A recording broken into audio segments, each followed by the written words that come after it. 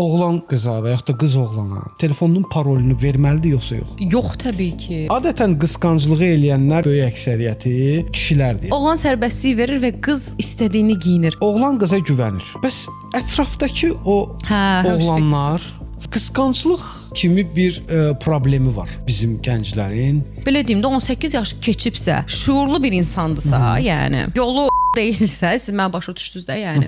Və bunun gələcəkdə ayağının sürüşməyəcəyindən 100% əminəmsə, mən xanıma güvənərəm, amma mən o xanımın geyiminə qarışaram. Təbii ki, hörmət eləyirəm. Bu sənin bədənindir. Cütlüklər bir-birlərinin həyatlarına o qədər qarışırlar ki, bunu geyinə bilməzsən.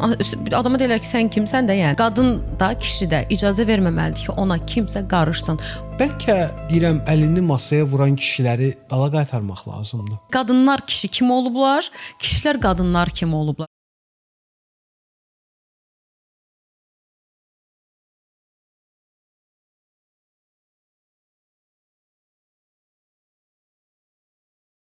Dostlar salam.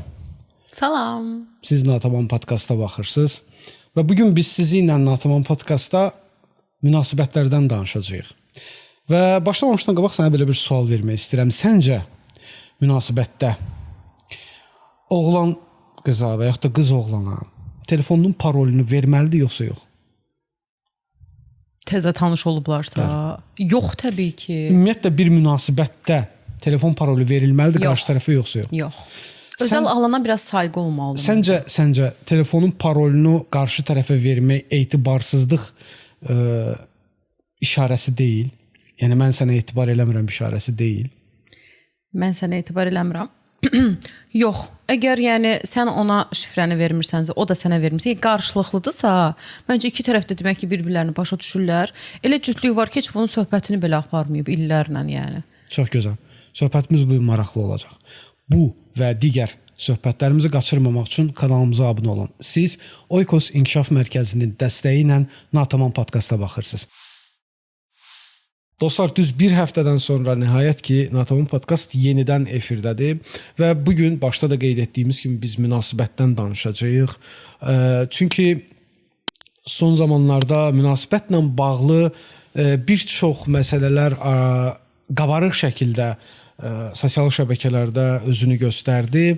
Bəzi nümunələr, dırnaqarası nümunələr oldu münasibətlərlə bağlı və biz də istədik ki, bu məsələni ikimiz müzakirə eləyək, sizin başınızı çox ağrıtmadan, sizin vaxtınızı çox almadan. Səncə, Nataman, mənim sənə belə bir sualım olacaq ki, sənin gözündə, sənin dünyanda ideal münasibət tablosu necə görünür? Mən azaldığıma çox düşkünəm. Buna görə də məncə ilk öncə iki tərəf də azad olmalıdır, azad hiss eləməlidir. Azadlıq demək o demək deyil ki, hər yerə getdim, məsuliyyətsizcə davrandım, özüm bilərəm, öz başına. O demək deyil. Təbii ki, ilişkidə olanda artıq məsuliyyət daşıyırsan. Bilirsən ki, həyatında bu insan var, ona görə atdım, yəni bir hərəkət eləyəndə onu da düşünmək kimi bir şey.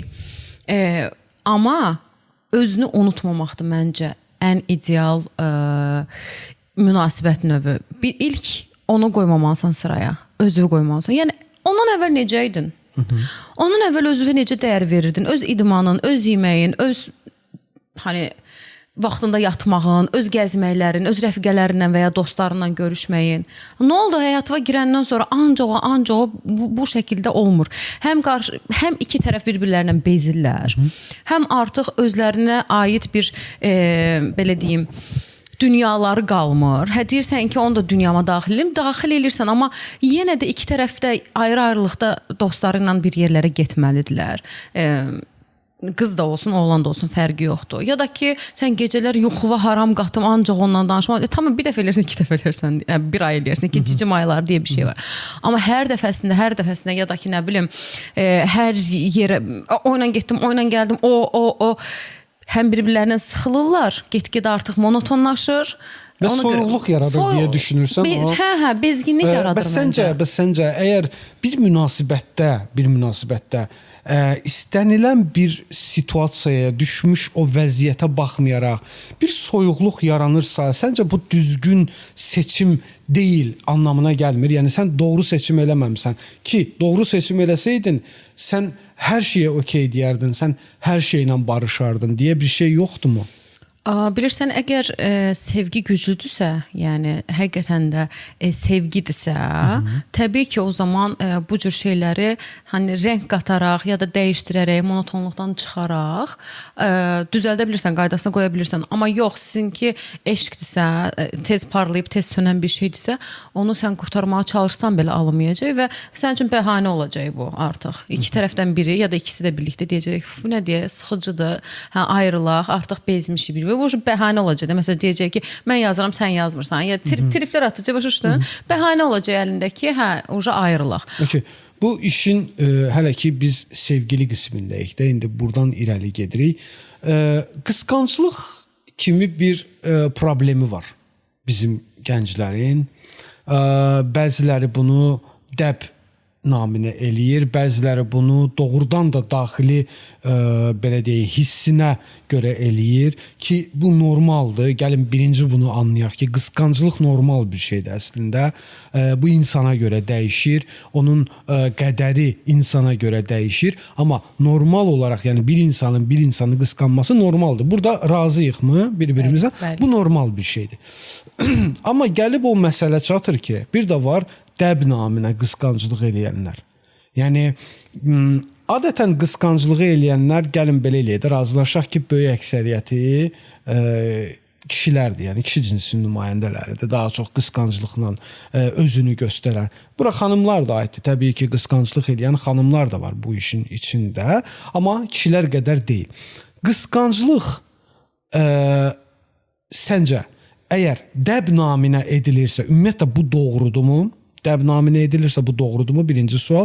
Lap deyək ki, bunun variantı yoxdur. Bu bunu dəb naminə eləyir və dəb naminə eləyirsə, o bunu kontrol eləməlidir, yoxsa kontrol eləməməlidir? Yəni fərqi yoxdur qadın-kişi. Hə, fərqi yoxdur qadın-kişi. Gəl belə deyək. Ümumiyyətlə əslində ağlımda kişini tutmuşdum. Amma ümumiyyətlə qısqanclıq, bilmirəm, bu insanın xarakterindəki zəifliyi də göstərir, özünə olan inamsızlığı göstərir əslində. Sən qarşı tərəfə qısqanırsan, amma əslində özünə inamın yoxdur.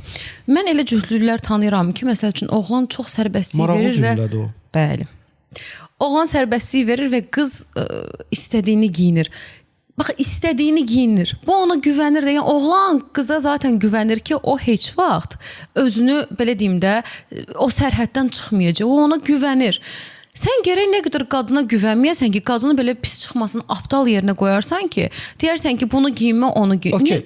Bu mövzudan bir dənə aralanmamış, mən sənə bir sual vermək istəyirəm. Super dedin. Bəs yaxşı, oğlan qıza güvənir. Okay, oğlan qıza güvənir. Bəs ətrafdakı o oğlanlar, mən məsəl üçün onlara güvənirəm, amma ətrafa güvənmirəm. Mən bax oyam. Mən ətrafdakı oğlanlara güvənmirəm. İndi mən sən bir şey deyim də, ümumiyyətlə ətrafdakıları sən tanımırsan. Güvənməməyin çox düzgün bir hissdir. Amma sən tanıdığına güvənirsənsə, inanırsansa, onu qoydum. Burada bilsən iki şey var da. Birincisi, sən qısqanırsan çünki səni demirəm amma genel olaraq. Ya qadındır, ya kişidir. Qısqanır, çünki deyir ki, birdən o qadının gözü başqa yerlərə kayar. Bu geyimdən girmir amma hal-hazırda, ümumiyyətlə. Yəni, başqalarından kimsə qısqanmaq. Birdən məni atar, başqasına gedərdi. Bunun həqiqətən də artıq çox-çox dərinində özünə inam, bayaq dediyim kimi, özünə inamsızlıq və dəyərsizlik yatır. Bu insan, yəni itirmə qorxusu var da. Konkret düşünür ki, bu insan məni yarı yolda qoyacaq, gözü dışarıda olacaq, məsəl üçün o qız, qadın ya da ki o oğlan. Dostları ilə gəzməyə gedir ya da ki qısa bir şeylər giyinir, bu qısqanan belə eləyir. Kim üçün giyinirsən ki? Kim üçün hazırlaşır? Ətiri kimə görə vurdun ki? Kimdən gedəcəksin? Başa düşürsən, bu manyaklıq dərəcəsində. Haqlı deyilmi? Əsla. Çünki yenə də deyirəm, birincisi qorxur ki, bu kim üçünsə eləyəcək, mənə dəyər vermir, mənə atacaq, necə olacaq falan, bu şeylərə girir. İkincisi də ki, ətrafa güvənmir, deyir ki, ətraf bunu nəsə biz bilirsən, qarşı tərəfə də heç güvənmir. Yəni deyir ki, bu özünü buraxar. Bu özünü, yenə də deyirəm, qadındırsa, qadının baş xarabdır bəyəm ki, dursun özünü buraxsın, giyimini bilməsin. Bilmir ki, mentalitet. Qadın bilmir. Qadın ya bax, danışarıq 12-13 yaşında qızdan. Ona anası da qarışar, atası da qarışar. Sevgilisi var indi 12-13 bilmirəm sevgili. Belə deyir də 17-18. Sevgilisi də deyər ki, məsəl üçün bunu bu cür eləsən daha yaxşı olar. Bilirsən, orada oğlanlar belə, mənim çevrəm falan. Biraz başa düşüləndir. Amma qadın artıq bir belə deyim də 18 yaş keçibsə, şuurlu bir insandırsa, yəni və yolu o deyilsə, siz mən başa düşdünüz də, yəni. Həqiqətən də altında bir şey də var. Bəzən qısqanclıq həqiqətən də haqqını verir. Mən də onu deyirəm. Çünki görürsən ki, qadın həqiqətən də gözü dışarıdadır. Həqiqətən də heç yaxşı söz deyil, bu türklər yollu deyirlər də, heç qadına ümumiyyətlə heç vaxt belə bir söz deyil. Burası başa düşün deyə. Yəni ki, bu artıq başqa bir yoldadır da. Yəni çəkicilik eləmək istəyir, özünü başqalarına, birilərini tutmaq istəyir falan filan ki, bu oğlana da aiddir. Oğlandır, məsəl üçün, yanında sevgilisi var, amma elə gözü dışarıdadır, elə bir giyinir, eləyir, elənçə ətir zad vurur, ya da gecələr çıxır çölə falan. Burada bunu idarə edir, qıraqda da başqasını istəyir ki, başqasını tutsun, eləsin falan. Yəni hər iki tərəfdə bu uca altını dolduran bir şeydir. Amma altını doldurmursa, yəni ki, əgər həqiqətən də haqsız ki, mən sən deyim 80% qısqanclıq həqiqətən də o şey belə deyim də düzgün olmur. Yəni o qısqanan haqsız çıxır. Çünki o insan güvənilir birisi olur. O insan bunun həyatında ona dəyər verən birisi olur. Amma elə qısqanılır və inan ki, qısqandıqca da artıq ilişki toksikləşir və ayrılığa falan səbəb gətirir. Dostlar, kanala abunə olmağı unutmayın. Bizə iyanə eləmək istəyirsinizsə, aşağıda gördüyünüz Kofe Al ünvanından bizə kofe alaraq bizə dəstək ola bilərsiniz. Və əgər bizim fikrimizlə razısınızsa və yaxud da narazısınızsa, bunu şərh formasında videonun aşağısında da qeyd eləyə bilərsiniz. Davam eləyək. Hər dəfəsində billəri keçir, fikrim dağılır. Nə deyəcəkdim? Tamam, sən danış, bəlkə axışa gələr. Mən o məsələ ilə bağlı öz fikrimi bildirmək istəyərdim. Mən də öz fikrimi demək istəyirəm. Məsələ belədir. Mən o ikinci kateqoriya insanlardanam, hansı ki, əgər mən doğru seçim eləmişəmsə, əgər mən doğru münasibət qurmuşamsa, mən doğru insanı seçmişəmsə və bunun gələcəkdə ayağının sürüşməyəcəyindən 100% əminəmsə, belə olan halda mən xanıma güvənərəm, amma mən o xanımın geyiminə qarışaram, davranışına qarışaram. Ona görə yox ki, mən xanıma güvənmirəm. Burada bir faktor girir ortaya. Mən o ətrafımızdakı bəzi oğlanlara güvənmirəm. Bu arada bütün oğlanlara şamil olunmur. Mən bütün oğlanlara güvənmirəm mənasında demirəm bunu. Bəzi oğlanlar var ki, onlara görə mən artıq belə bir qoruma rejimini aktivləşdirməliyəm. Bu anlama gəlmir ki, mən öz xanımıma güvənmirəm, mən öz sevgilimə güvənmirəm. Xeyr, əsla. Və burada belə bir məsələ olmalıdır. Bu mütləq şəkildə müzakirə olunmalıdır. Ümumiyyətlə bizim münasibətlərimizdə müzakirə problemi var. Kökdən var. Biz müzakirə eləməyi sevmirik. Biz əksinə nəyi sevirik? Yox, belə deyil, elədir. Mən deyirəm, belədir, o deyir, belədir. Bu 1 deyir, bu 5 deyir. Bu 5 deyir, bu 15 deyir. Belə söhbətlər böyüyür, söhbətlər uzanır və sonda ya ayrılıq olur, evlilikdirsə boşanma olur. Yəni bunların hamısı bundan yaranır. Boşanmanın səbəbləri çox ola bilər. Bu ayrı bir mövzudur. Amma bizim danışdığımız indiki vəziyyətdə bu gətirib boşanmalara və ayrılıqlara çıxarır. Və bunun baş tutmaması üçün də mən düşünürəm ki, hər şey bəri başdan danışılmalıdır. Qarşı tərəflə hər şey mütləq danışılmalıdır. Sən öz fikrimi deməlisən bir xanım olaraq, mən öz fikrimi deməliyəm bir bəy olaraq sənə ki, bu belədir. Sən də deyə bilərsən ki, yox, belə deyil, belədir. Və burada bir müzakirə ortaya çıxacaq. Mənim fikrim budur. Mən belə eləyirəm. Yəni, mənim düşüncəm, mənim dərrakəm bunu deyir ki, sırf mən onu ətrafdan qorumalıyam? Mən indi sənə bir şey deyim. Çox psixologiyadan, yəni mən şey deyiləm də, mütəxəssis deyiləm təbii ki. Amma mənə elə gəlir ki, qısqanclıq ayrı bir mexanizmadır. Qoruma ayrı bir mexanizmadır. Sözsüz. Məncə elə insanların qarışdırdığı da bizim özlüyümüzdə də çox vaxt qarışdırdığımız şey odur. Mən onu demədim. Bəli, yəni, doğrudur. Məncə elə sənin o qarşı tərəfə duyduğun şey qısqanclıq deyil. Çünki sən deyirsən ki, mən xanıma güvənirəm. Özümün də dəyərini bilirəm ki, belə də ki, belə pis çıxmasın, mənə kimsə atıb gedər, mən başqasını taparam ya da ki, mən başqaları ilə olaram. Heç kəs tək deyil, vallahi, yəni hər kəs üçün biriləri var. İki tərəfdə o iki şeydə okeydirsə, demək ki, qarşı tərəfdə hər şey yaxşıdır. Sənin hani şey də söhbətdə var. Döymə başa sal deyə bir şey var. Yəni başa salmaq, hani qarışmaq sözündən mənim xoşum gəlmir açığı. Təbii ki, indi bu loru dildə belənçə gedə bilər. Qarışmaq yox da, hani izahlı şəkildə ona yaxşı dedin ki, bir-birləri ilə danışacaq olan bir müzakirə getməlidir bunun üstündə. Düz deyirsən.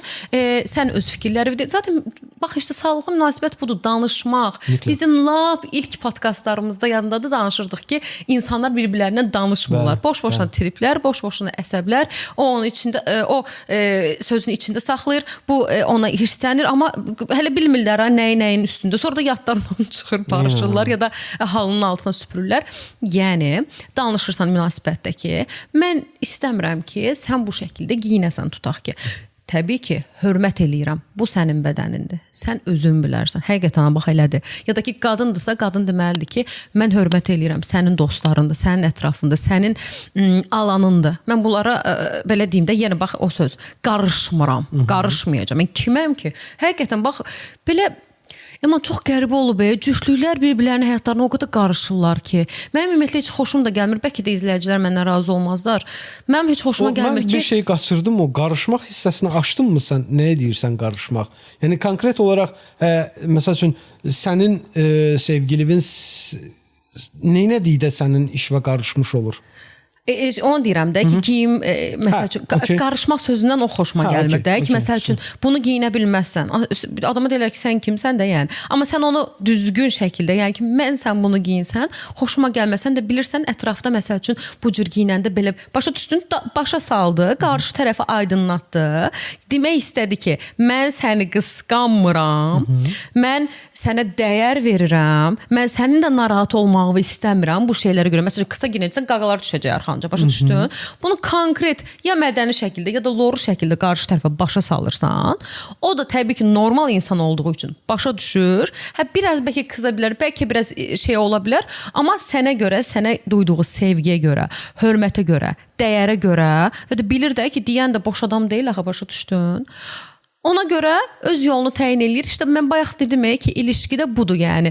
Bir-birlərinin alanına müdaxilə eləməmək, amma bir-birini başa düşmək, məsuliyyəti daşımaq ki, artıq məsəl üçün mən bu addımı elə-belə atırdımsa, bu səfər düşünüb atdım, başa düşün. Bu şeyə də aiddir. Məsəl üçün, uşağın dünyaya gəlir və uşaqdan sonra artıq başqa olursun. Uşaqdan əvvəl başqa olurdun, uşaqdan sonra artıq addımlar, addım deyəndə şey mənadıdır, yəni həyatdakı addımları var falan. Məsuliyyət götürməkdir. Bu şəkildə olanda da artıq toksikləşməyəcək. Yəni, sən artıq başa salacaqsan qarşı tərəfə. Yenə də deyirəm, bunu sözlü şəkildə deməyəcəksən. Mən sən qısqanmıram. Məsələn, bu deyə də bilərsən, deməyə də bilərsən. Sadəcə sözün o olur ki, budur, yol, yəni mən səni qısqanmadım. Mən sadəcə sənə yol göstərdim. Sən də bunu başa düşdün bu şəkildə. Amma müdaxilələr, qarışmalar heç sevdiyim bir şey deyil. Ananın, atanın belə uşağına qarışmaq şeysi, bilsən bəlirli yaşa qədər başa düşdün. Bir yaşdan sonra ki, sən artıq böyütmüsən də, başa düşdün, böyüyüb də artıq bu dərrakə vermişsən də, ağıl vermişsən, tərbiyə vermişsən, vicdan, sevgi vermişsən.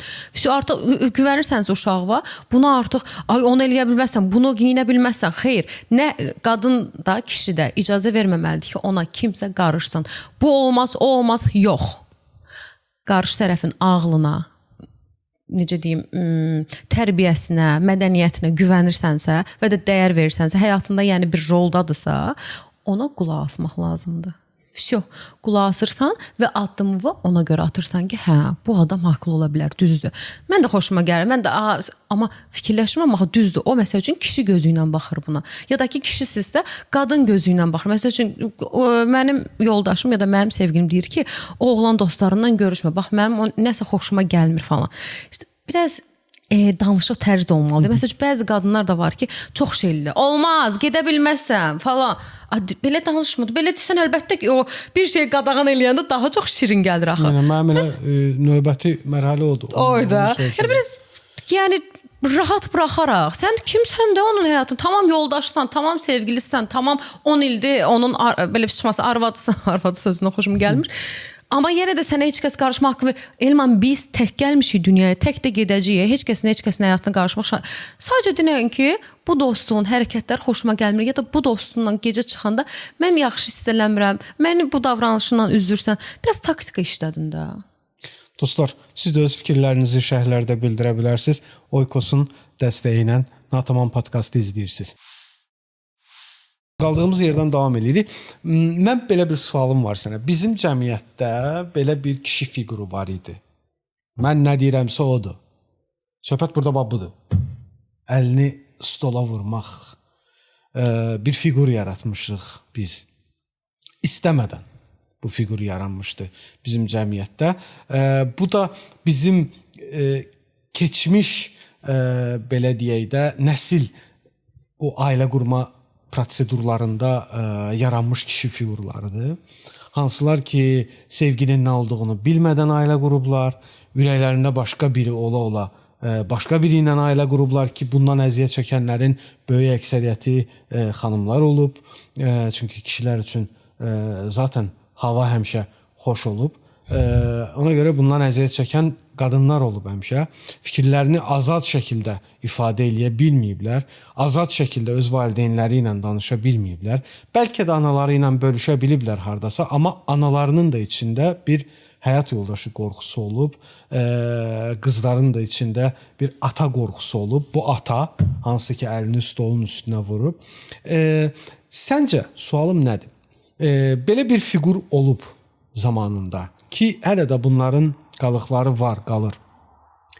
Səncə, indiki zamanədə nəzərə alsaq ki, münasibətlər çox qısa müddətli olur.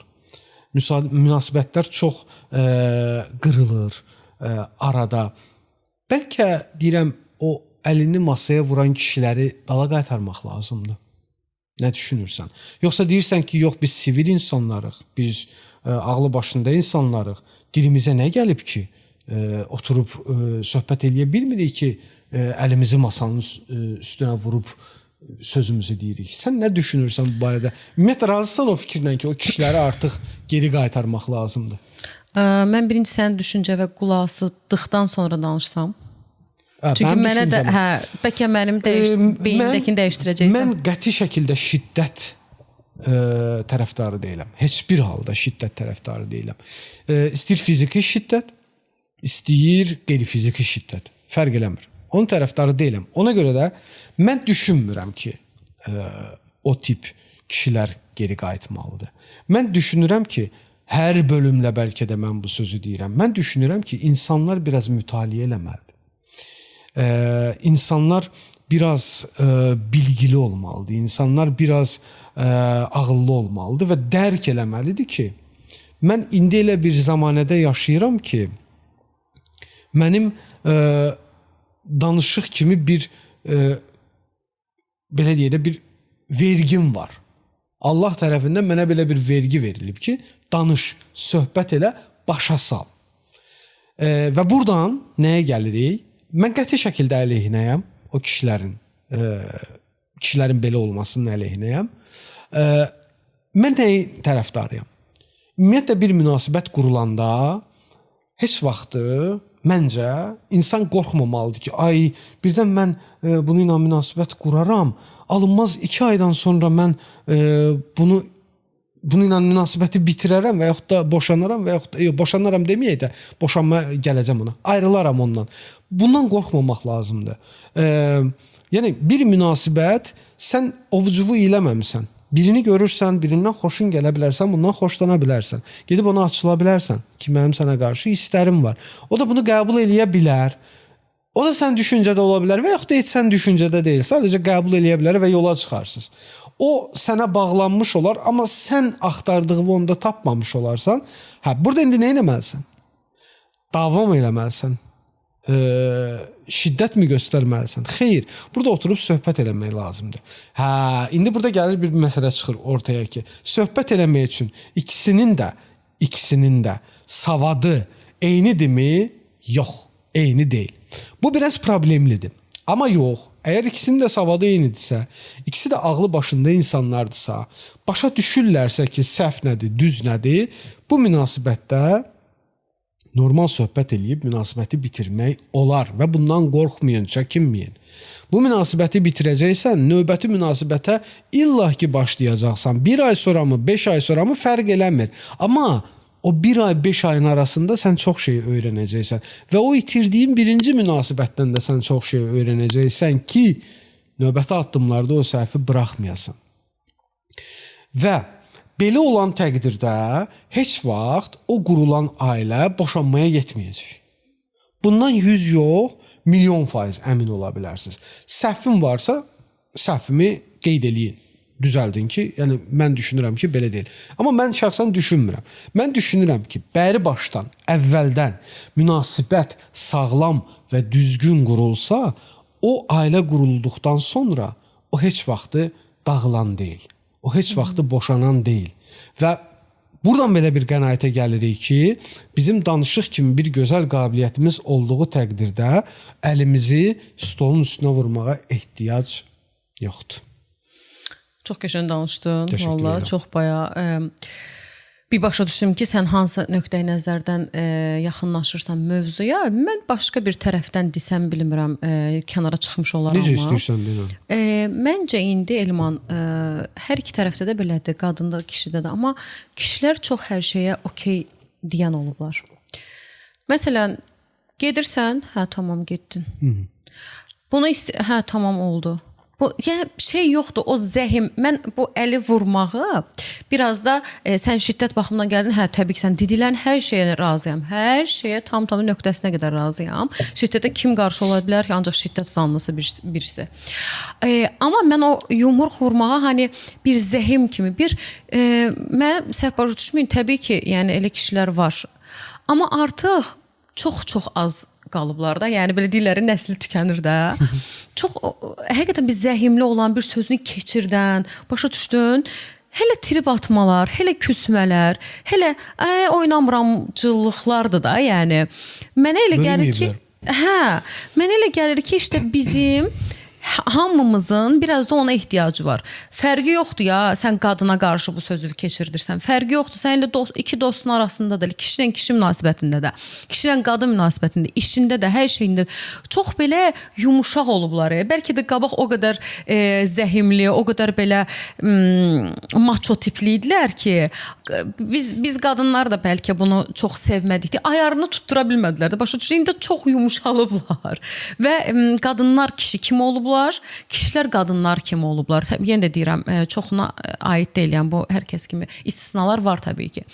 Amma çoğunluq artıq bu şəkildə və məncə hər kəsin bir o zəhmə ehtiyacı var, zəhimliliyə. Sözü dedi, mən bayaq demək ki, qarışmaq şeyində yox. Mən bu şəkildə, yəni kişidir, tutaq ki, qarşı tərəfə sözünü demək istəyir, bir dəfə deyir. Bir ikinci də, hə, yaxşı həyatım, sən deyən olsun, zat yox. Mən sənə dəyər verirəm, sən mənim həyatımdasan və mən sənin də üzülməyi istəmirəm. Bizim bu mövzuya görə bir-birimizdən tartışmağımızı da istəmirəm. Buna görə də mən bu şəkildə dedim. Qəbul eləyərsən, eləyərsən. Eləməzsən də o da ola bilər. Məsəl üçün mənim dediyimi tapdalayacaqsan, tamam, get şeylə işinə məşğul. Get tapdala, amma ki artıq mənim yəni gülən üzümü görməyəcəksən. Eynə bir video gəldi, yadıma düşdü. Bəlkə də bir ara sosial şəbəkələrdə çox populyar idi. Cənub zonasından olan bir xanımın yanına müsahibəyə getmişdilər. Deyir, necə deyir, sevib evlənmisiniz? Sual verir. Deyir, yox, deyir, sevmədim. Deyir, gəldim, gördüm, ay, nə boyda adam.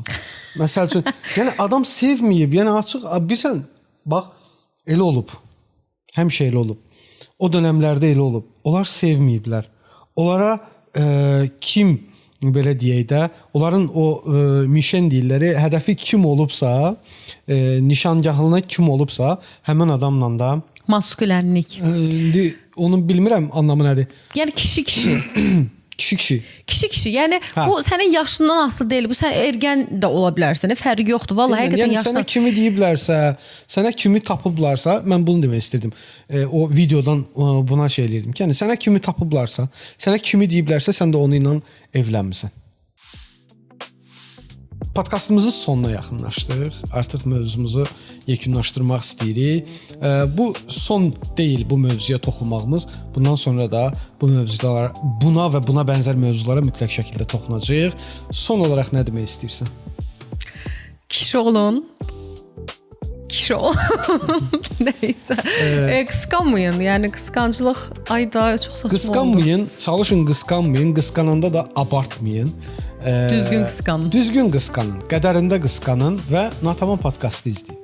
Biz sizə maksimum dərəcədə maraqlı söhbətləri çatdıracağıq. Sağlıqlı münasibətlər arzulayırıq. Mütləq. Və həmçinin dostlar bizim Natamam qeydlərimiz də öz axarında davam eləyir solo formatda. Onları da izləməyi unutmayın. Kanala abunə olun, şərh yazın və bizə dəstək olmaq istəsəz coffee.al saytından Natamam podkastı axtarıb bizə kofe ala bilərsiniz. Növbəti epizodda, növbəti bölümdə görüşənədək. Hələlik. Hələlik.